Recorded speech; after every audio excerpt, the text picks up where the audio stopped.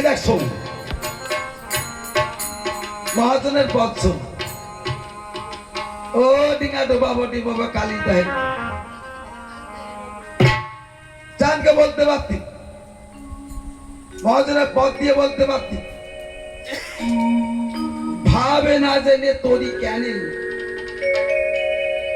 ভাবে না জেনে তোরি জ্ঞানে চাঁদ রাখলি কালীদয়, ওই কালীদয়ের ঘোলা পাকে পড়ে তোর তরি হবে ক্ষয়। কালীদয়ের চতুর্পাশে জঙ্গলেতে ঘেরা আছে, নাগে নাগে নিয়ে বাঘ বাঘে নিয়ে বাস করে সেথায়। ওই কালীদয়ের ঘোলা পাকে যখন তেমন হুমা ডাকে, হুমা মানে বান, এগুলো আধ্যাত্মিক, এগুলো বিচি ভেঙে বলা যাবে না। কালীদয় কোথায় এবার আপনারা বুঝে যাবেন। কালীদয়ের ঘোলা পাকে যখন তেমন হুমা ডাকে, রশ্মিকে জোড়া চেতন থাকে তার তো তরি মরে না। এ চাঁদ তোর চেতন ছিল, তুমি কুলাঙ্গিনী হইয়ে,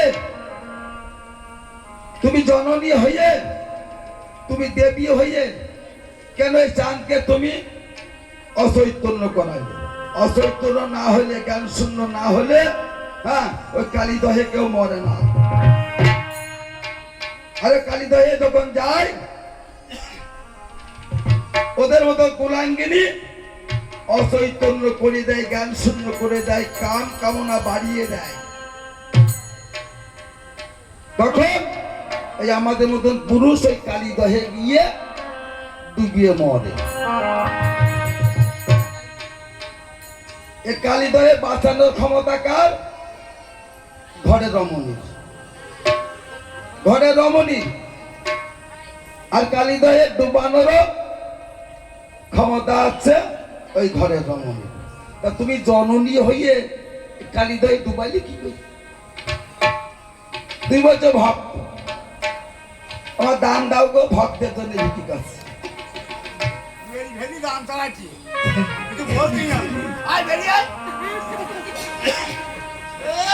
আচ্ছা,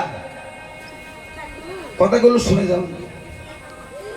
ভক্তের জন্য ভিক্ষা করলো, তুই ভিক্ষা কর, দরকার আমি দেবো, আমার কাছে আছে। তো বলো ভক্তের জন্য আমি ভিক্ষা করলাম, বুকে হাত দিয়ে বলেন তো চাঁদকে এখনো ভক্ত করতে পেরেছে? এই চন্দ্রধরকে এখনো ভক্ত করতে পারি। যতক্ষণ পর্যন্ত চন্দ্রধর পূজা না দেবে ততক্ষণ পর্যন্ত মনুষ্যের ভক্ত চান হতে পারেনি।